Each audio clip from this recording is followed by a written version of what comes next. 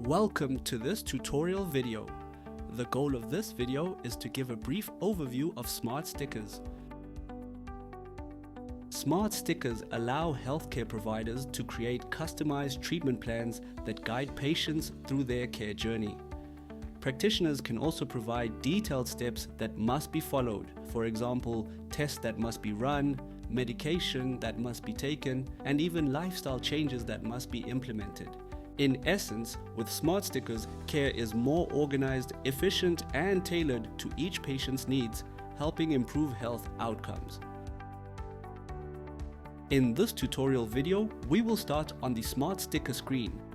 Protocols that have already been set up will appear on the left side of the screen.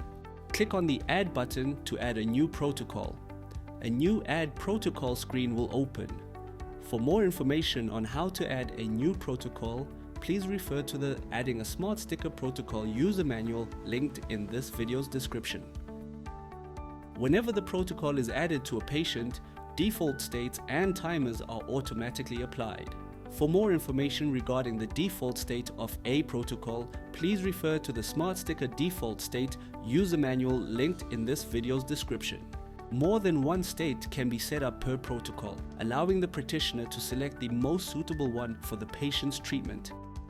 Click on the Add State button to create a new state for the protocol. For more information regarding how the states work and how to add states to a protocol, please refer to the How to Create a Smart Sticker State user manual linked in this video's description. Click on the Close button to exit the Smart Sticker screen and return to the Cash Register Management screen without saving any changes. Click on the Save button to save any changes that have been made. For more information regarding how to add a smart sticker protocol to a patient, please refer to the Add a Smart Sticker Protocol to a Patient user manual linked in this video's description.